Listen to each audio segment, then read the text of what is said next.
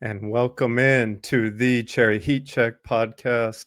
I am Ricky Thompson. It is Thursday, October 23rd. This is a basketball podcast about New Mexico Lobo basketball.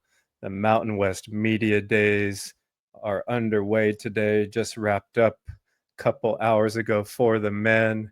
Coach Eric Olin, players Dayton Albury and Chris Howell in Vegas today. I'm going to get into my main takeaways from Media Day today, including the media's preseason rankings, also the media's preseason all-conference team, who I think deserved it, who I would have added that was not mentioned, what teams were too high and too low, and we'll get into all of that as the Mountain West starts its last season with San Diego State, Boise State, Fresno State, Colorado State, and Utah State as they will leave for the Pac-12 next year.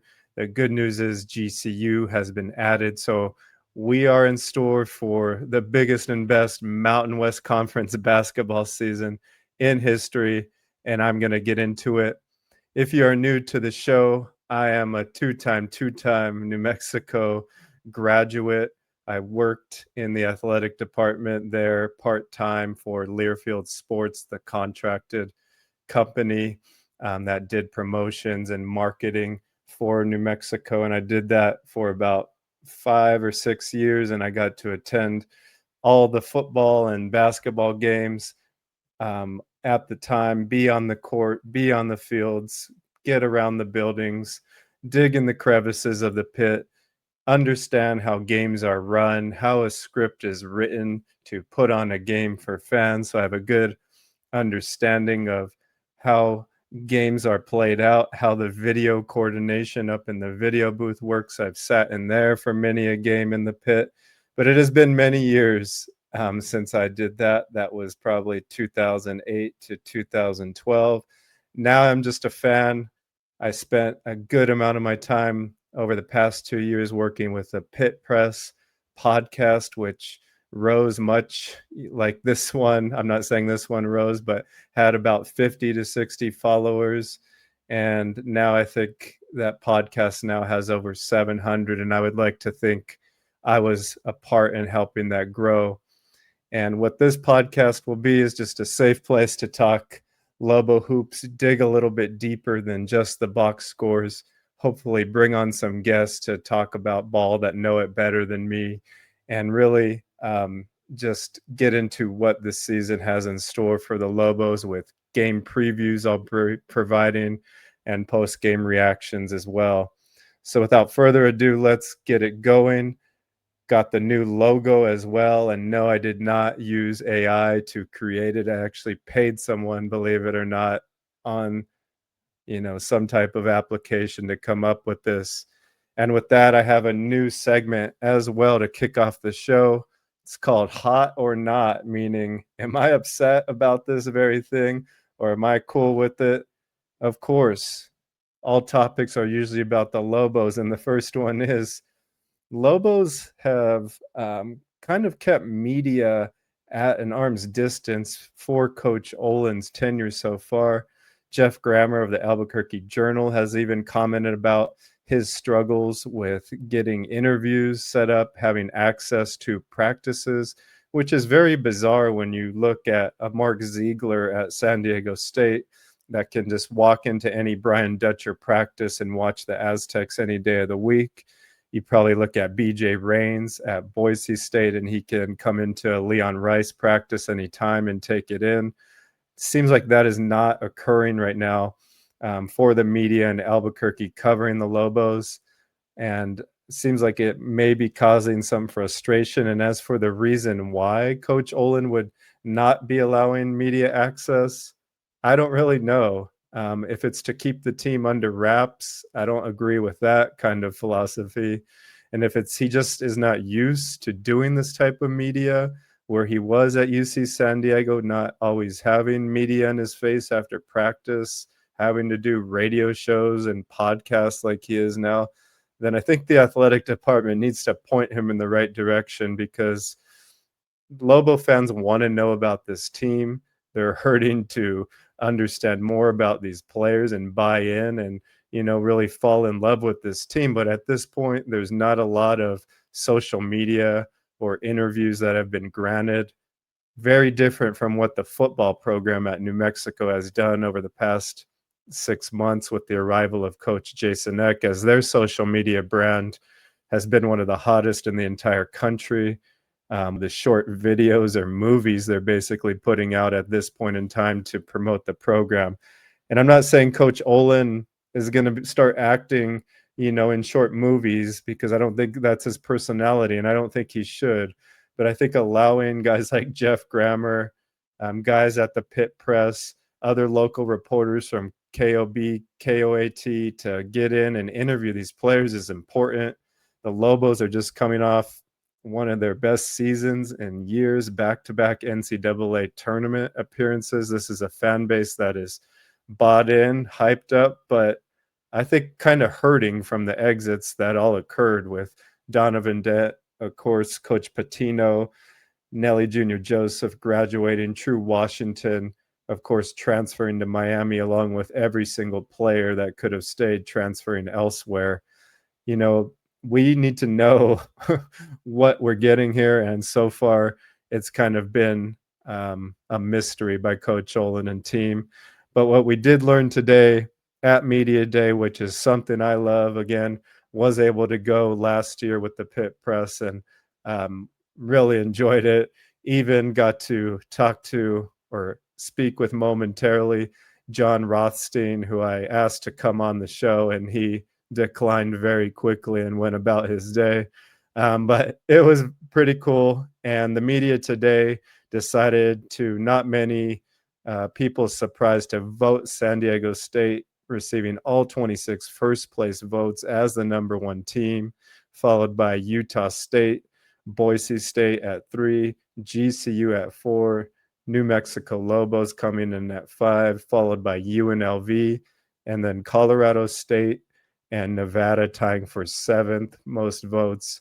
And rounding out the bottom of the Mountain West, Wyoming, San Jose State, Fresno State, and Air Force. So when I'm looking at this, it pretty much lines up with the picture I had in my mind. I did put out my poll yesterday on Twitter ahead of this just to see how closely I could get, and we'll look at that later. The only kind of discrepancy I have here with what the media chose today is probably having UNLV ahead of Colorado State, Nevada. I'm not as high on UNLV as many in the media are. One, because all the injuries they already have and the season has not even begun. Miles Che, who's supposed to be one of their key players, is doubtful for the opener. Emmanuel Steffen, who is their only true center, is out at least through November, maybe longer. Tyron Jones is also recovering from a separated shoulder. He'll be probable for the opener. So Josh Pastner is not only trying to instill this culture, he's just trying to find enough bodies to practice at this point. And maybe I could be wrong down the line. They will find that chemistry, but it's tough if you don't even have your team together in the summer. And I just don't buy into everything Coach Pastner is preaching. It kind of sounds like a car salesman to me at this point, overhyping a vehicle with features you don't really need in this conference. So we will see if I'm wrong on UNLV. I think they should be more at below Colorado State and Nevada. And then I would have had New Mexico above GCU. Everyone is very high on GCU and what Coach Drew is bringing over. Of course, Jaden Henley from UNLV now going to play at GCU and run point guard there, joining Dusty Stromer, a transfer from Gonzaga, among others that they've added. So GCU, high expectations in their first year in the conference, still with the big boys of the conference there this year. So this conference schedule will be fantastic, and adding GCU will just give teams like New Mexico another quad 1 opportunity when they play in Phoenix, and then a quad 1 or quad 2 opportunity when the Lopes go to Albuquerque. Thus, 2 resume building games that the Lobos will need, since their out of conference schedule is not the strongest in year one of the Eric Olin era here. But other main pickups I had today while watching the live coverage of Mountain West Media Day is Fresno State has four new foreign players that I didn't know about, but it was just interesting to hear Coach Vance Wahlberg speak about how much easier it was to work with the foreign agents compared to the agents here in the US that are sometimes related to players or don't have their long-term interests in mind. They're just looking to get the most money for 1 year at a time. You got to feel for Air Force, at the bottom after having a dismal season last year at 4-28. Um, just looking for any sense of hope under Coach Joe Scott. They did bring back who is it here? Wesley Chilowski, a big man center standing at 7 foot who averaged over 8 points last year. But they just continue to lose their best players in the portal year after year. And coach at Air Force just continued to say today if they would have kept their players over the past few years and they would have been year 3 or 4 guys here, then Coach Joe Scott felt like that was their advantage in the past, having 20 and 20, 21, 22-year-olds playing against younger guys once they work their way up. That no longer is really possible with Air Force's best players usually entering the portal.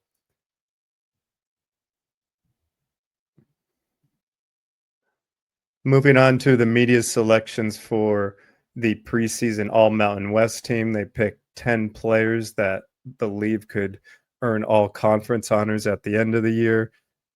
Starting off with Andrew Meadow from Boise State, returning player under Coach Leon Rice there. Great shooter, really elevated his game last year and became a double-digit scorer after not having that role the year before. I mentioned Jaden Henley earlier, the transfer from UNLV to GCU. Will be playing point guard there and handling the ball. Will be drawing a lot of fouls. Expect to see him at the line a lot and be a big booster alongside Dusty Stromer and Brian Moore, who also lands on the team here. Brian Moore Jr., a transfer to GCU from Norfolk State. Well-known player, expected to be a big-time scorer as well. Elijah Price of Steve Alford's Wolfpack coming into this team after being named to the all-freshman team, I believe, last year. Great player transferring from Fresno State to Nevada this year, looking for growth in his game with a high motor. New Mexico's Dayton Albury, point guard transfer from Utah State, coming over to expand his role this year at New Mexico. Today really spoke to the media about the tradition at New Mexico, the fans, and how he, looks forward to playing in this system under Coach Olin. And just during his recruiting, how special his visit to Albuquerque really was. So looking for Dayton Albury to be a big time leader, not just statistically, but, bringing other guys up to his level this year. Just didn't really have the opportunity in Utah State. He did average over 8 points a game, but did split time with Drake Allen, who will be the starting guard at Utah State this year. Second five, 3 San Diego State Aztecs make the list with Miles Bird, who was also named preseason conference player of the year. Reese Dixon Waters, I think a fifth-year player now for Coach Dutcher, who had spent 2 years at USC, 2 years at San Diego State prior to this. Was actually at Media Days last year where I got to speak to him. Suffered an injury before the regular season even started and was out for the entire 24-25 season. Is named again to the all-conference preseason team here. Knockdown shooter and big-time defender that Coach Dutcher is happy to have back. Joining those two wings from the Aztecs, Magoon Guath, as we know, freshman of the year last year, defensive player of the year, is still coming back from an injury and probably won't be at full speed or ramping it up till the end of November, or maybe when they play their in-season tournament, that NIL tournament that they're in. But he is probably the the best big man defender in the league, and expect his game to expand on offense this year. The high point transfer to UNLV, Kamani Hamilton, is a big time scorer who will look to carry his talents over to the Mountain West. Excited to see him here. I did have him selected, so I'm happy about that. And the man that I would have probably picked for Mountain West preseason player of the year, Mason Falslev, the junior under Coach Hudson there at Utah State. Sorry, not Jared Huston. Jared Calhoun is the coach at Utah State. His second year there, so first time Falslev will play for the same coach for 2 years in a row. Utah State looking loaded with what they bring back besides Falsalev in Tucker Anderson, the junior, of course, Carson Templin, Drake Allen, and the additions of guys like MJ Collins from Vanderbilt, Colby King from St. John's, or who has played at St. John's, Tulane, and Butler. And then they also added big man transfer Gary Clark from Texas and A&M. So if any team could challenge San Diego State at the top, I think it will be Utah State and Coach Calhoun. Moving along, as I mentioned, Miles Byrd was named preseason conference player of the year. Joining him with an award is freshman LZ Harrington, who was named preseason freshman of the year. He's a 4-star recruit. I believe he plays point guard, was a top 80 recruit nationally. And the question for me is, how will he have enough minutes to earn this award in a backcourt that is just loaded with the likes of BJ Davis, Newman Jr. transferred to the Aztecs, Latrell Davis, who they also scooped up from San Jose State. And who am I forgetting? Oh, of course, Taj DeGorville, who'll be a sophomore. And they're just loaded at the wing and backcourt position. So hopefully Harrington can find a way to get in there and earn that award. And newcomer of the year, Brian Moore Jr., as I mentioned before earlier, he's a transfer from Norfolk State, averaging over 18 points a game, over 3 rebounds a game last season, and was the Lou Henson mid-major player of the year last year as far as awards go like that. So looking to add another award to his wall here this season. As I've touched on in other episodes, as far as the Mountain West 2025-26 schedule this year, with the addition of GCU, they will still play a 20-game format with 10 home games and 10 road games. Each play will play 9 opponents twice and 2 opponents one time. And for the national televised Mountain West games this year, the Lobos will have 14 of those 20 games on national TV, either CBS Sports Network, FS1, or the big boy CBS. I think they'll have one of their San Diego State games on the main CBS network on a Saturday or Sunday, and that we'll be looking forward to that. Conference play will begin December 17th with Air Force at San Diego, and it will conclude March 7th. And speaking of San Diego State, as we will a lot this season, I'm sure they will have all 20 of their Mountain West Conference games televised. Second most was UNLV, who will have 16 of those conference games televised. Utah State will have 15, and again, New Mexico with 14 of those conference games televised this season. Would imagine that the other 6 games will be found on the Mountain West app that everyone sure seems to love and hate, and also whatever illegal streamers you pick it up from might have it as well.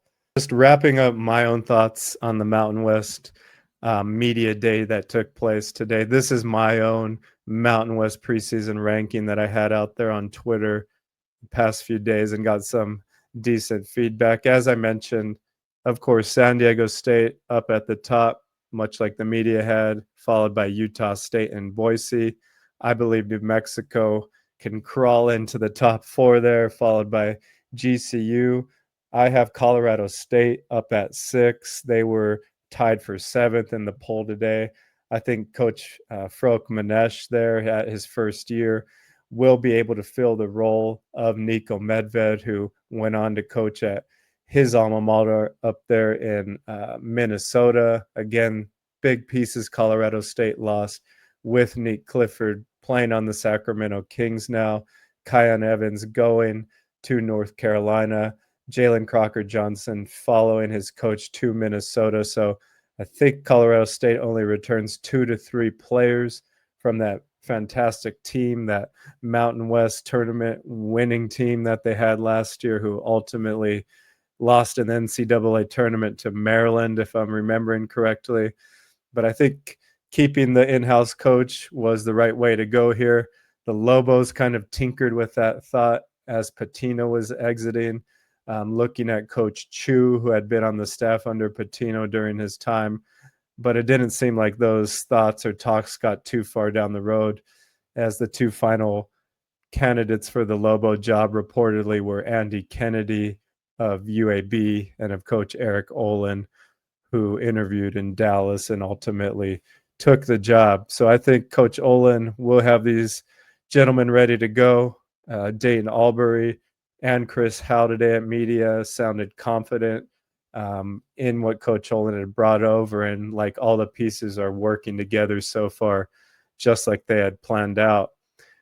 As my Mountain West preseason all-conference team, the only changes I had is instead of Dayton Albury from New Mexico, I filled in Tomislav Buljan, the center or forward who's coming over after playing professionally in Croatia for a few years. The guy is about to be 23 years old in a couple weeks. He's played professionally the past couple of seasons. He has to be a monster on the rebounds, on the boards for the Lobos this year. If they're gonna, have success, I think he will just be putting up the most consistent numbers at New Mexico. And the only other change is I had Nana Awasu Anane for GCU transfer over this year, who's a big man who can take the ball at one end of the court, bring it up the court himself, and make a decision to pass or finish. And I think he will be big. I also had Javen Buchanan on my list from Boise State, who oddly enough, I don't believe was included in the media's polls, if I'm remembering correctly.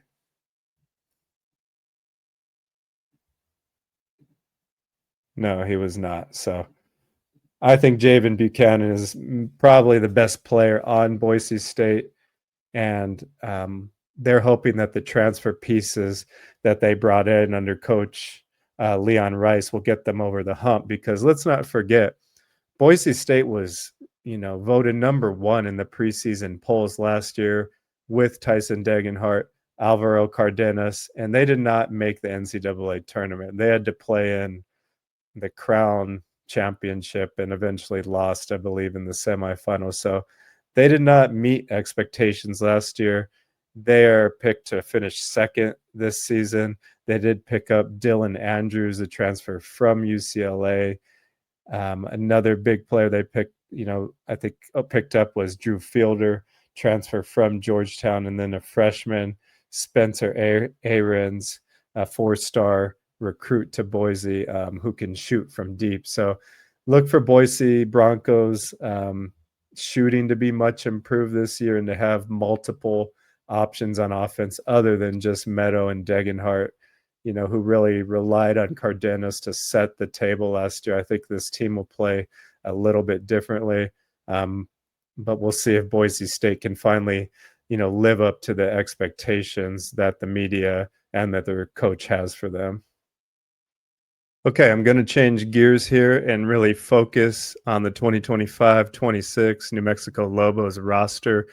My expectations for who's going to play, what their role will be, a little bit about their history, where they're coming from, what we can expect them to do this season. So let's get into it. Of course, my man who I mentioned first, Tomislav Buljan, big man from Croatia, coming over, almost 23 years old, able to shoot, a mid-range jump shot, will shoot it from 3, does not shoot a three, what I would say at a high percentage from the numbers I saw overseas, but I expect him to make an impact immediately with his powerful inside presence, ability to finish at the rim, and someone that's played in Europe, for years. His footwork on offense is going to be impeccable, and I think, someone that's been a professional for years now will have a different type of work ethic maybe than some of these kids that have just been playing college basketball. And I think, his size and experience, toughness will just allow him to be probably the most consistent player on offense this year in my eyes.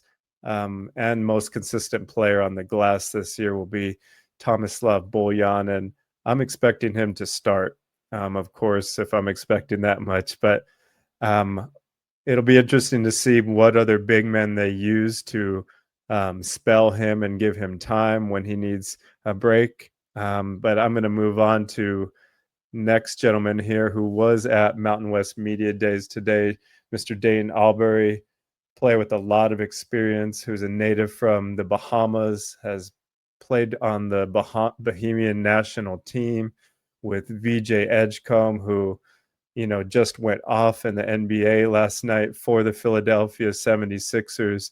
And one thing I want to just mention, a quote that Dayton Albury had today at Media Day. I believe he was speaking to Nick Urias, who does radio broadcasts for San Jose State and KSJS FM out here in the Bay Area where I'm at. One thing that Dayton said when he was asked, what player he expects Mountain West fans to know the name of on the Lobos that they might not know at this point. And immediately he said freshman Jake Hall of the Lobos, who we've heard a lot of people bring up the 6'4" guard's name, who is a ridiculous scorer in high school, scoring over 3,000 points, and I'll get into him.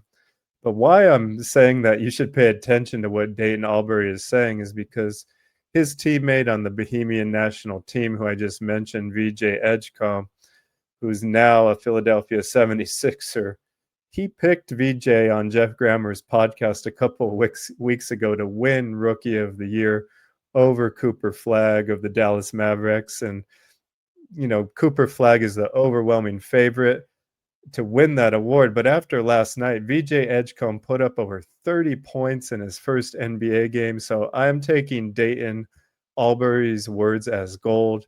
And anything he predicts, I am going to start betting on it. So Jake Hall, Lobo, he will obviously be used more than I was thinking this season, and we'll get into him. But what Mr. Albury is bringing is a leadership style.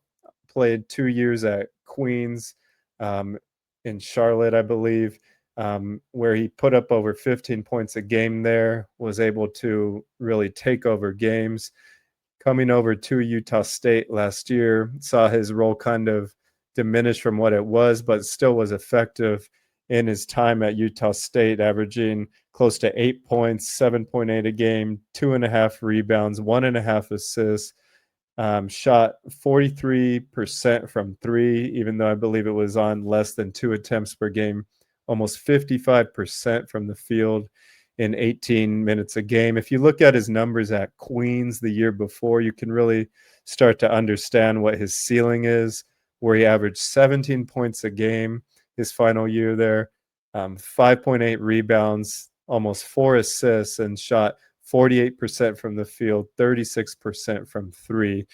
So when his volume was higher the year before he was at Utah State, he put up even bigger numbers. I expect that kind of to continue at New Mexico with increased opportunities, the style of play, the spots Coach Olin wants him to be in to distribute the ball and get to the hoop. And get to the hoop is what he does best. As I mentioned, he's not a high volume three-point shooter, and that's okay for this offense because they're going to have other gentlemen that can knock down shots. And this will be the best shooting Lobos team that we have seen in some time, probably at least the past 5 years. It'll be better shooting team than any of the Coach Patino teams, and I think we'll see that play out early. So Dayton Albury, definite leader going into this season, named to the preseason all conference team by the media. Chris Howell, another gentleman who'll be a leader this year, was at the media days today, taking all the interviews, answering questions about what it's like to play for Coach Olin, what he's looking forward to about the pit, and he is very excited. His brother is an assistant coach on the Lobos, Mikey Howell. And one thing I haven't really heard a lot of people talk about with Chris is that Chris Howell was at the NBA camps this last summer, and he actually didn't withdraw his name from one of the eligible people to get drafted in the NBA until maybe 1 or 2 days to the deadline. So to me, he was seriously thinking about entering his name in the draft. To this point, he has not, been a big time scorer. I think only scoring around 5 points a game last season. But what he's known for is his defensive versatility, being able to be a connector on the court, guard multiple positions, help his teammates be in right positions themselves. And I think he'll just be an extension of Coach Olin as a coach and the culture that they're trying to bring over from UCSD. So I think we could see Chris Howell put up maybe close to 10 points a game this year. If he wants to really play in the NBA, he's going to have to get his shooting volume up to even have a chance to score points, as he has not attempted many field goals in his past few seasons, playing at St. Mary's for 2 years before one season with Coach Olin. Expecting Chris Howell to definitely be a leader this year. Moving on to big man JT Rock, who is a transfer from Iowa State after spending 2 years with the Cyclones. He redshirted his freshman year and then was a redshirt freshman last year. Got barely any minutes, I think less than 2 minutes a game.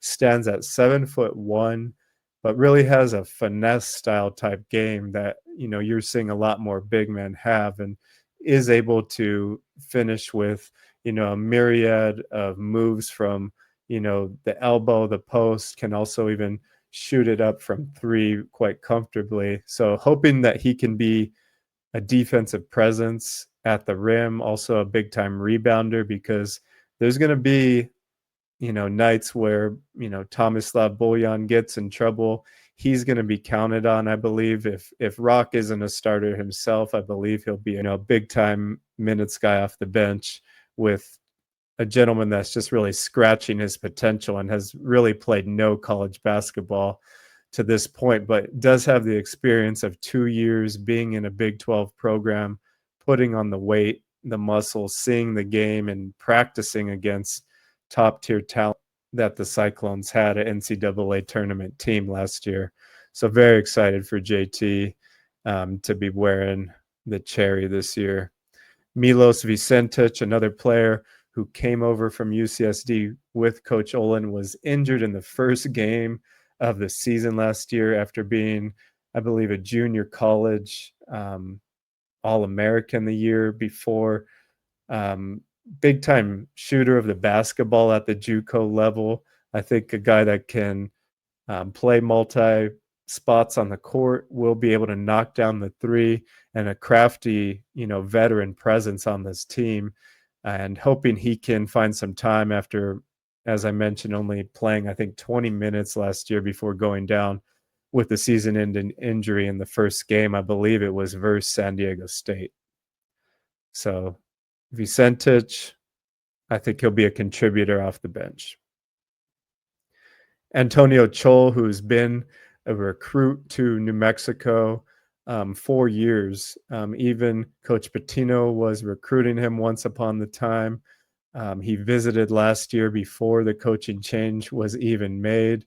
So I think it's been a long time coming for Antonio Chol to get here after spending 2 seasons at Rutgers, where he played sparingly, went to the junior college route of Garden City Community College, where he was a second team All-American player at that JUCO level, scoring over 19 points a game last year, over 7 rebounds, shot 47% from the field, and almost 40% from the three-point line, which is ridiculous for someone that's 6'8", 6'9".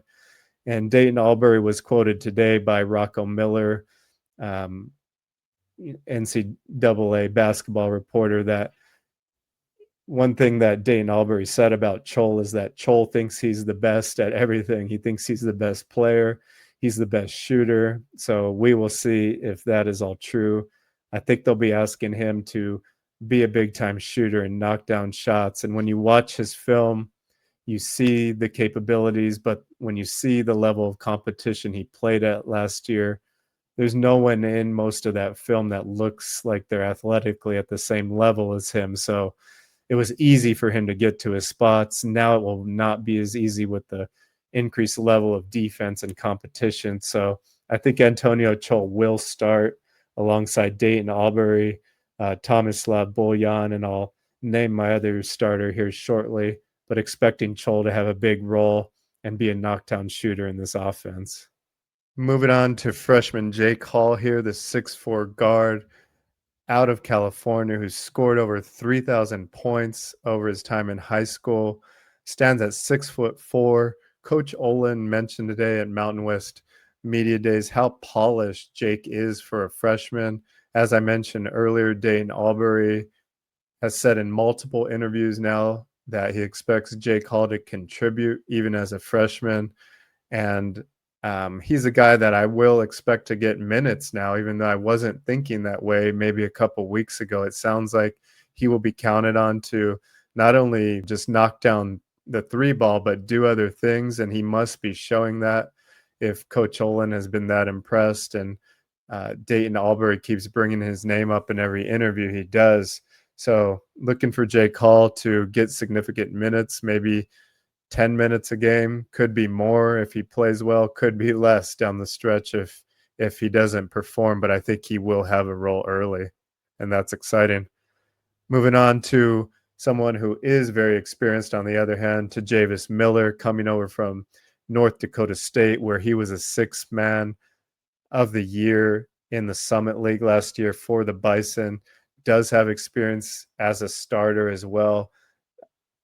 Good shooter who'll be counted on to knock down shots, but also has kind of a post game where if he has a smaller player on him, he'll set them on his hip, is able to knock around a turnaround jumper or make a good decision with it. I think his veteran presence will be enough to get him into the starting lineup against Dayton, or alongside Dayton Albury, and looking for Javis to play a significant role this year on the Lobos. Transfer Luke Haupt coming over from Division II Point Loma University, known for being versatile and tough, really playing the point forward position, being able to handle the ball at that 6', 6'7" height while also rebounding and playing defense at a high level.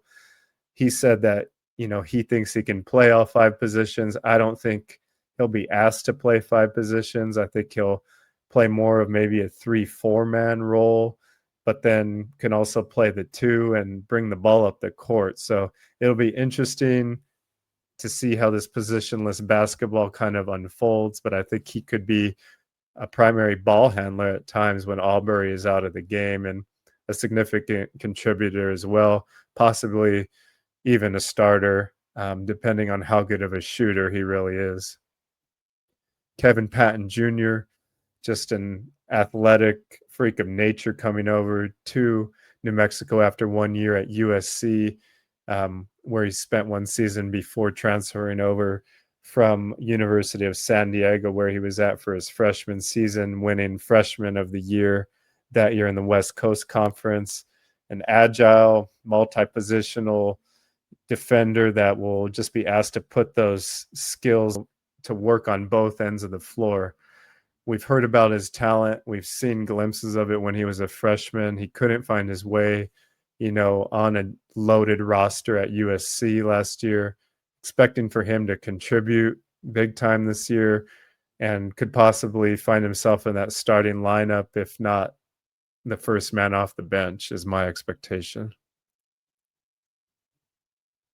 Uriah Tenet, freshman, most of us have seen flying around over social media out of Prescott, Arizona, known for his jumping ability, winning the dunk contest at the Lobo Hal a few weeks ago, to the delight of many Lobo fans. And I want to say all the dunks in the Lobo Hal dunk contest were actually excellent, with Dayton Albury flying over somebody, Kevin Patton Jr. putting down his dunks, and I think Tajavis Miller had one as well. So they have, you know, a different level of athleticism than Coach Olin has had in the past. And he spoke about today how this level of athleticism may allow him to simplify some of the schemes that they're running on offense and defense, so they don't have to make up for some of the lacks of strengths they have against teams that overmatch them, having to use schemes to overcome that. He thinks this team is by far the most athletic and talented group he's ever had. And that's saying a lot after coming off a year where he went to the NCAA tournament last year and has a player, Hayden Gray, who's, I believe, signed in the NBA G League for the Celtics G League team.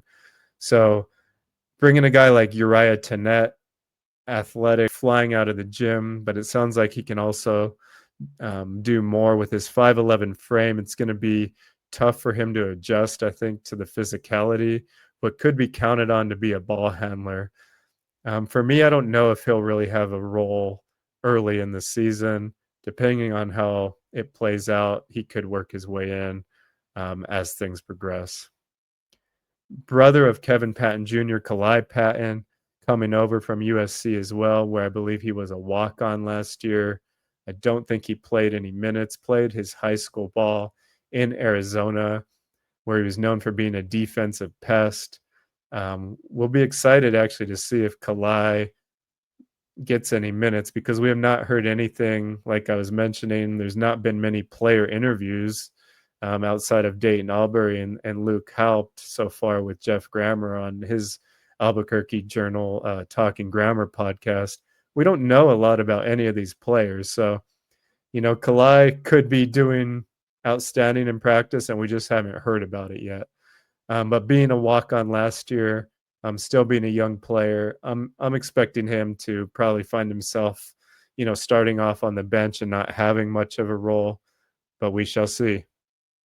Samarius Jones, another freshman, will wear number 7 this year, 6'4" guard out of the Sacramento area up here north of me in California. I believe was a 2-time player of the year in the Sacramento area, a big-time scorer that really scores with ease, having smaller guards really bounce off of him. And he's another freshman that looks like he has the body to play early Division I basketball. We haven't heard a lot about what he's doing in practice or heard his name mentioned. So I'm going to assume at this point his role is, still taking shape. So I'm going to say for Samarius Jones, his role will be limited to start. I could be wrong, and he could end up being a contributor, hoping that he stays in the program a few years, because looks like he has big time potential. Tomeo Pons, the other freshman coming over by way of France, will wear number 29. He is a 6'8" wing, and he is a gunner, 3-point shooter. Played in the U19 basketball tournament, international tournament over the summer with France. Got to play against Team USA. Got to play against AJ Debonsa of BYU. And other, top level players that will be some of the best players in freshmen this year that were playing for the USA team. And Tomeo, held his own in those U19 games against USA. I think he knocked down 3 or 4 threes, and he has one of the quickest releases for a guy of his size at 6'8" that I've seen. So an automatic 3-point shooter. Have not heard, a lot about what he's doing in practice or his name brought up either. So I'm assuming he will not start the year with a lot of minutes, but I think he has the potential to be an impactful player if he buys into what they're getting him to do. So excited for Mr. Pons. Okay, I'm going to wrap the show here with the preview of the preseason or exhibition game that's going on this weekend with New Mexico Lobos in Pullman, Washington to face the Washington State Cougars. Washington State is coming off a fairly tough season where they went 19-15 under new coach David Riley, who came over from Eastern Washington. They eventually lost in the Crown Basketball Championship to Georgetown after finishing sixth in the West Coast Conference. Again, they're in the West Coast Conference this year, where they join Oregon State for 2 years here, this being the second before they move on to the Pac-12, stealing some of these Mountain West teams that I've been talking about throughout the show. It was Coach David Riley's first year there last year, as I mentioned. Kyle Smith took off for Stanford the year after leading the Washington State Cougars to the second round in 2024. And this is a team with a fairly good basketball history, going to the tournament 7 times and finishing in the Final Four in 2008, where I believe they lost to North Carolina and Psycho T, Tyler Hansborough. But even though they did not do too hot last season, in particular, giving up 78.6 points per game, which was 334th out of 364 teams, they did go 3-0 against the Mountain West, beating Fresno 84-73, then defeating Boise 74-69, and then winning at Nevada 68-57. So good success against the Mountain West last year, even though they finished 6th in their own conference. They are sitting at 137th going into this 25-26 season in the KenPom ratings, and they were just voted 6th in the preseason media poll today out there in Vegas. I believe Gonzaga, obviously number 1. Key players for the Cougars this season will be 2 returners in Tomas Thrastarsson. He's a 6'6" forward who averaged over 13 points a game and over 6 rebounds last year. Can also shoot for 41% from 3 last year. Another returner, Richard Vavers, at 6'7". He's a forward that averaged over 5 points a game last year, shot over 47% from 3 in 14 minutes. Getting some big name transfers to join them this year from Morehead State. Jerome Morton, he's a 6'4" guard who I will imagine is going to play point guard, averaged over 10 points a game last year at Morehead State, 37% from 3. They picked up a Boise State transfer, big man Emmanuel Ugbo, 6'8" forward, who only averaged 3 points and 2 rebounds in 10 minutes last year at Boise. So obviously looking for a bigger role here at Washington State. We'll see if he gets it. Emily Yalahalo, coming over from Texas Tech, was also someone the Lobos were looking at in the transfer portal. He's a 6'8" forward, looking to expand his minutes in production, only getting 11 minutes last year behind JT Toppin and others. 3 points a game, 2 rebounds. We'll see if he gets those minutes he wants. Simon Hildebrandt, 6'9" forward, will be coming over from High Point, where he averaged over 5 points and 3 rebounds this year. And they're bringing in a pretty highly recruited freshman by the name of Ace Glass, who's a 6'2" guard, who UNM also recruited back in 2024 under Coach Patino. Seems like they're expecting big things out of Ace Glass. And then another returner, Andy Okafor. Look out for him, 6'9" forward, averaged over 5 points a game last year and over 3 rebounds. And the funny thing about these exhibition games, I guess you just have to be kind of wary of it after seeing the result, is to remember it's not the end of the world if they lose by a handful, and it doesn't mean they're going to win the Mountain West if they crush this Washington State team. It's more about understanding, how the Lobos can get this chemistry to work earlier in the season, finding out if the guys are going to play how they have in practice? Are they going to actually do the things you've been coaching them to do when you're going against a different opponent? And all these preseason rankings and awards really mean nothing once the ball is rolled out there. So I'm just looking forward to having actual Mountain West basketball be played again. I'm going to try to see Utah State play an exhibition this weekend up here at the University of San Francisco to kind of get my Mountain West juices flowing, check out Mason Falselev, Drake Allen, and the boys, and see if they're as good as I think they're going to be. But I'm just ready for this season to begin. Thanks for sticking through this whole episode. If you made it, it was one of the longer ones, but I think a lot of good things to cover here, and looking forward to this first exhibition in Pullman this weekend at 7 p.m. On October 25th. So again, I just want to thank everyone that's been on the podcast channels of Spotify and Apple and everywhere, YouTube as well. Going to continue to do this, enjoy doing this, and always looking to make it better. So appreciate everyone for always tuning in. We'll catch up with you guys soon for a full conference, Mountain West Conference preview. I will have a guest on with me that hopefully knows more than me to catch up on the other teams, and we'll talk to you then.